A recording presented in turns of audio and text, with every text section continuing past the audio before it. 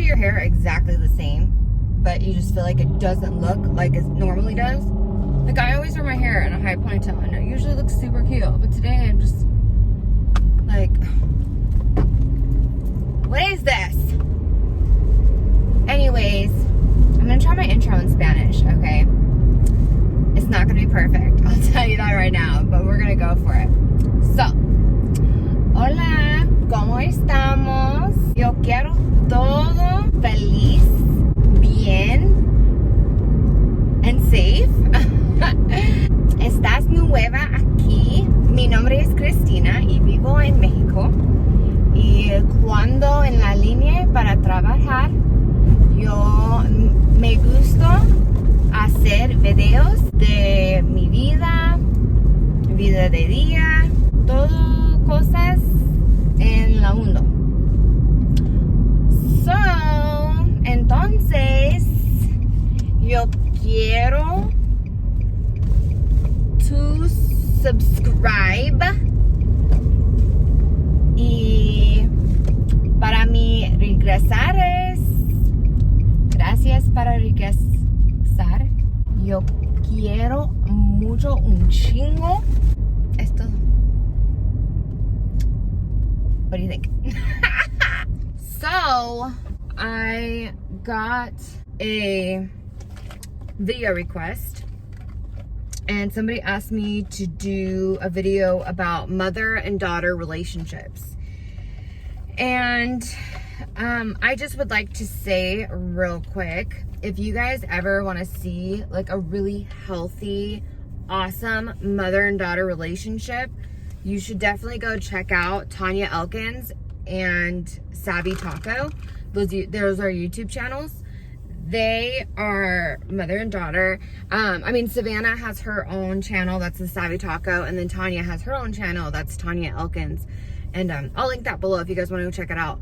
But her daughter's 16, and they have like the best relationship. Like, I'm not jealous, because I mean, I'm hoping I'll have a relationship like that with my girls too. But it's like, those are like mother and daughter relationship goals right there. Like, how they are is how I think a lot of moms wish that they were with their daughters. And I think it's really awesome that they're as close as they are. So if you guys want to see how they are, you know, go check out some of their videos, and it's really cute how close they are. So my daughters are, right now they're both 5, but in January, my older daughter will turn 6. They're 10 months apart, so they are super close. And as they get older, I will definitely want them to, there's a fine line between being somebody's mom and being somebody's friend.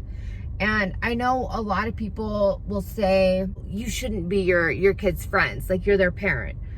Yes, that is true. However, you can still be their friend. It's just you have to parent them first. And at a certain point, you have to realize, if you are open and honest with them to a certain extent, they will be open and honest with you to a certain extent. And as a parent, you're gonna want your kids to open up to you more than you want them to hide stuff from you. You don't want them to be like, not telling you anything that's going on because they're scared to tell you, because they know if they tell you, they're gonna get in big trouble. Which, like I said, there's kind of like a happy median I feel like you have to find. You know, because at the same time, you still have to parent them, and you have to teach them right from wrong and all that, but you still want them to be comfortable enough to be able to come to you and tell you like when stuff's going on. For example, if your daughter goes to a party and her friends are drinking or smoking weed or having sex or hooking up, whatever, I would want my daughter to tell me like, hey mom, can you come pick me up? I feel uncomfortable. You know, there's people drinking and using drugs here. You know, there's people having sex. This isn't really an environment that I want to be in. And I would definitely, of course, I feel like any parent would go and pick up their kid, because nobody wants them in that type of environment, which I feel like is great. I feel like that would mean you definitely taught your child well. Now, if your child is partaking in the drinking, partaking in the getting high and having sex, that doesn't necessarily make you a bad parent either, in my opinion. It just means maybe you didn't go about those situations the right way. And even then, sometimes kids are just kids and they're curious and they want to experiment, and so stuff's gonna happen. I feel like preventing that from happening is gonna be more if you are open and honest with your children. And when I say open and honest, I mean, a lot of people just be like, don't have sex, sex is bad. Don't do drugs, drugs are bad. Don't drink, drinking's bad. You're not old enough, you can do it when you're older, stuff like that. And they just leave it at that. It is what it is, follow the rules. And they leave it at that. And a lot of kids are like, yeah, okay, whatever. Everybody else is doing it, blah, blah, blah, blah. And, at that point, things can progress and turn into something way different. And I feel like doing that is definitely when kids want to experiment more, because they don't know much about it. And so that's what makes them curious. I would take the informational route. I would tell them my own experiences. I would tell them what could happen, what might not happen.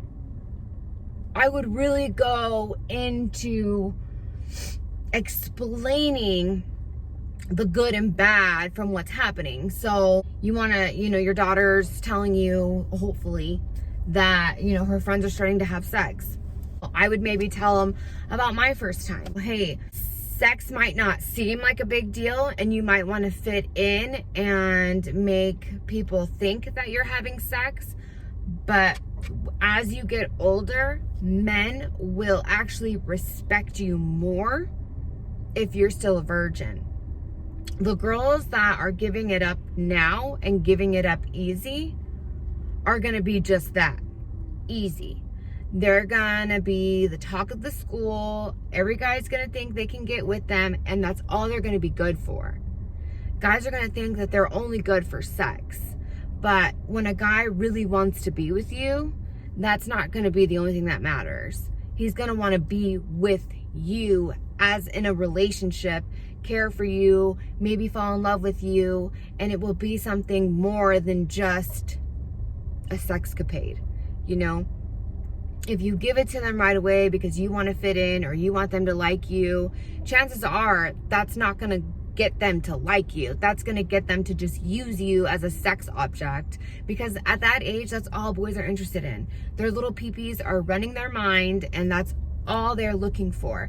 But if you can get their attention with your personality first and actually have a relationship with them, and then maybe like a year or two, into the relationship, if you guys are serious, and at that point, then you feel like you're ready to go ahead and experiment with that, that's a whole nother story, in my opinion. And I feel like that would be something I'd be way more comfortable with my daughter participating in than just, oh, I like this boy, he wants me to have sex with him, I want him to like me, so I'm gonna do it.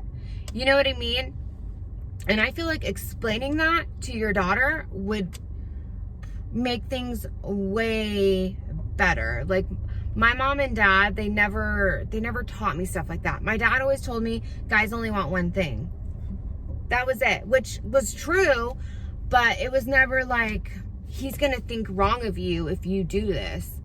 Even though you think that that's what he wants and that's what he's looking for, it's gonna give them the wrong idea. Nobody ever talked to me about stuff like that. They just told me sex was bad and you weren't supposed to have it. Which, that's like saying don't press the red button. What are you gonna wanna do? You're gonna wanna press the red button. And like telling somebody not to do something, but not telling them why, is gonna make them wanna do it because they wanna figure out why. You know what I'm sure that makes sense to a lot of you. I feel like it's really important to be open, to be honest. If you don't have experience with drugs, maybe try and talk to somebody that does. My personal thing is I saw my mom and my dad use drugs, and there was never any explanation of it. There was never any, don't do this, like, it's bad. If anything, my dad got me high when I was 13. I was never told things are bad. And I'm gonna be honest, for reals I am, I don't think smoking weed is bad. I don't think it's a good idea to do when you're young, because it can definitely turn into something else at that point. But if you were really curious, like, that's what my dad, he would tell me, like, if you really want to drink or if you really want to smoke, you can do it here with me. And that's what it was, you know. And he would let my friends come over, and we would all hang out at my house. And I mean, he only smoked with me and one other friend of mine, but like, my friends would come over and drink, and we would, you know, get drunk and hang out at my house, you know. And my dad was there and watching, and, you know, making sure that everybody was safe, and, you know, it was in a controlled environment. Because at the end of the day, I'm apparently not every single teenager, but at some point, usually, you're gonna want to drink, you're gonna want to experiment, you're gonna want to try it out, you know. And if that is what is gonna happen, I would want my kids to be the same way. Like, hey, I don't want you to lie to me. If you are gonna do this, let me know. I will create an environment for you where you can do it safely. I don't want somebody drinking so much to where they get alcohol poisoning and could possibly die. No, I don't want somebody driving or drinking and driving and, you know, getting a DUI or causing an accident and killing somebody. And I don't want somebody trying to roofie you or drug you with something. You know, if I can be in control of the experimentation, I feel like that's going to be way better than letting them do it on their own. Because I feel like, especially when it comes to drinking, usually at some point they're gonna want to try it. And I mean, I feel like it's just inevitable that it's gonna happen. So like I said, I would definitely just want my daughters, my kids, you know, my sons too, to come to me and be like, and I would tell them that, like, hey, if you're ever so curious about something, you need to do it. I'd rather you come to me and we can do it together. Like, we can do it in a controlled environment. You know, you're not gonna be in trouble. I understand how it is being young. You want to experiment. But then I would definitely also tell them as a parent, you know, the things that can happen. If you drink too much, you can die. It can make you really sick. I'm not talking about how everybody says, oh, I'm hungover, headache, throwing up. Like, you can die. There have been people who have drinking too much, gotten alcohol poisoning, and it was too much for their bodies to handle, and they died. And you don't want that to happen to you. So if somebody's there helping you monitor what's going on and what you guys are drinking, then it's going to be safer in the long run. And, you know, the other thing is drugs. Like I said, when it comes to marijuana, I really don't think it's a big deal, because it just isn't. I mean, it's legal in a crap load of states. It's medically used. Like I said, I wouldn't necessarily encourage my kids to use it, especially at, like, in the teenage years. I'd prefer them to wait till they were 18. And then if they want to decide to use it at that point, then, you know, that's their decision. But if the curiosity was killing them and they wanted to do it, I would, again, want them to get it from me. Let them know the possibilities of what could happen if they didn't. You know, people can lace it with stuff. You never know what somebody puts in something. You could end up getting really tired and falling asleep. You know, you could get taken advantage of. You know, if you tried to drive home, you could be high and accidentally get in an accident, or, you know, there's so many other things that could happen that could put you in danger. And I feel like that's something that you really need to talk to your kids about. And once again, I feel like a lot of parents just take the drugs are bad, don't do them, you'll go to jail, they're illegal. And it's like, you have to, I just feel like you have to do more than that.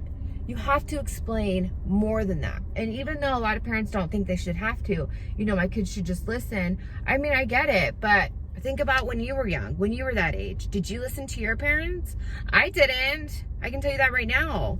No, I was out drinking, smoking, experimenting, doing drugs, and doing things I really should not have been doing. You know, and when it comes to other stuff more than marijuana, like cocaine or pills or, God forbid, heroin or meth or something like that, or acid or mushrooms, you know, at that point, I would definitely let them know these are dangerous drugs. These are dangerous drugs. You never know what's in them. Even if I was to get them for you, you don't know what's in them. And at that point, you can die. like one use, you can die. And you can also become super addicted to these drugs. And at that point, your whole life is going to revolve around these drugs. And I know you might think, oh, well, I just want to try it one time won't hurt. That's all it takes. All it takes is one time, and you like it so much to where you don't want to stop. And then you're screwed, because here you are addicted to this drug, and then you need to pay for it. And it's hard to make that much money all the time to afford your drug. So then you're going to start doing stuff for money you probably shouldn't be doing, stealing, dealing even. And it can just lead down a path of horrible, horrible choices. And nobody wants that. So when it comes to harder drugs like that, I just don't think it's worth it for you. I want more for you. I hope you would want more for yourself. I understand you might be curious, and I understand that. But that's something that I don't think is worth trying, because, and let them know. If you have your own personal experience, I would tell them. For me, I would tell them about my addiction to pills and cocaine, and I would be open and honest with all that stuff, because if they hear it from me and they hear my experience, I think they'll be more likely to understand and listen to what I've been through than to just ignore it and just do what they want. Like I said, I'm not saying this isn't going to work for everybody. You have those stubborn kids that are just going to want to do what they want to do. But if you can talk to them openly about certain things and let them know that they can come to you without getting necessarily in trouble, then that's going to be the best route to take. And I feel like that's definitely what you want. That's what I want. I feel like there's some people who will shelter the crap out of their kids. Oh, don't listen to bad music, or don't watch this and don't watch that, or don't play video games and violence and blah, blah, blah. And at the end of the day, they're going to see it. In this world, they're going to see it. So I'd rather them be exposed to it and let me be able to talk to them about it than me telling them, no, this is bad. You can't look at that. You can't see that. Da, da, da, da. And then just forbidden. Because once you forbid something, it's basically telling them to go do it. And that's just how I feel. And I've seen it happen. I've seen parents that are super sheltering and don't expose their kids to anything like that, and it doesn't end well.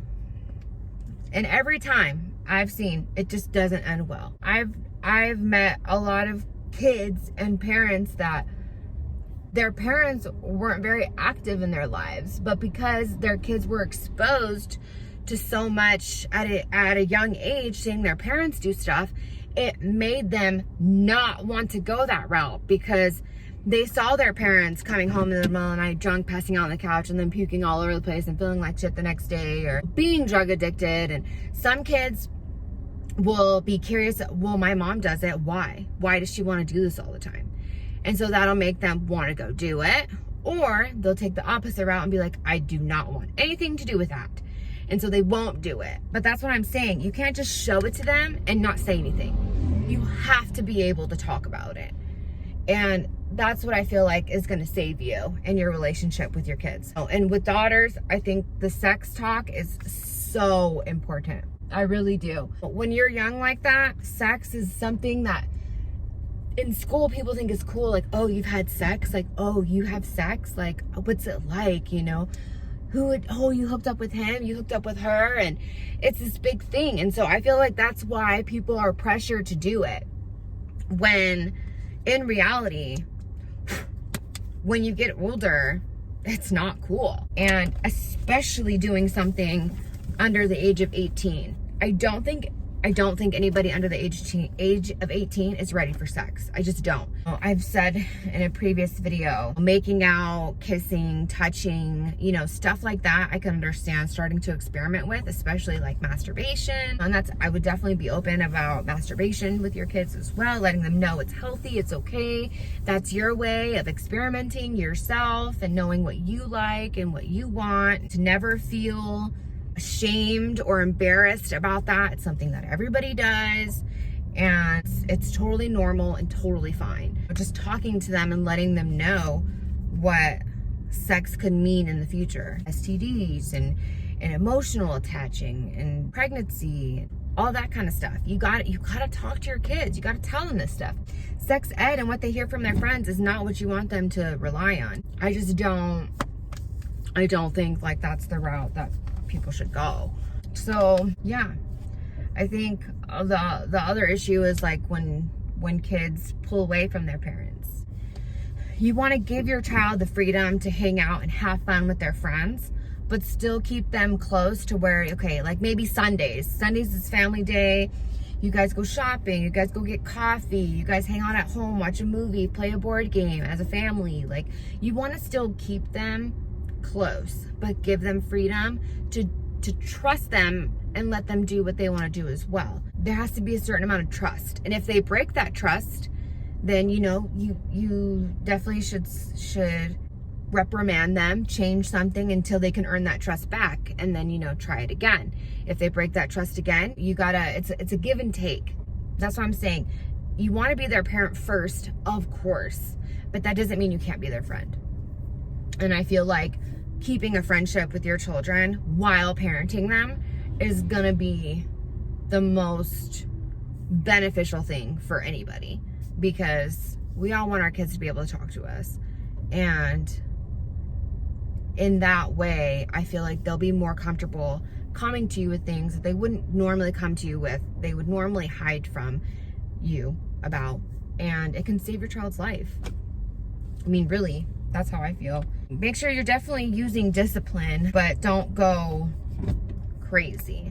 I could probably get more into it. Let me know if there's any other questions you guys have, or if there's anything more like specific that you want me to talk about, but I'm just gonna leave it at that. This is a pretty long video, sorry. So let me know what you guys think. Let me know if I left anything out. Like I said, if there's something else you want me to talk about, let me know. I'm totally down. Thank you guys so much for watching. I hope you guys do subscribe. Make sure you click the little bell so you know when I upload. Hit all. That way it'll tell you, hey, KC Convos posted a new video, and you're gonna be like, oh my God, what is she talking about today? So definitely subscribe, hit that little bell, like the video, give me a thumbs up. It helps me out, doesn't cost you guys a thing. And share the video. You know, there's a share button. Just hit share it on your Facebook, share it on your Twitter, and then go comment on my giveaway video so you guys can enter to win $100 and $100 of makeup. Yay! All right, guys, thank you so much for watching. I love and I appreciate you all, and I'll see you in the next one. Bye!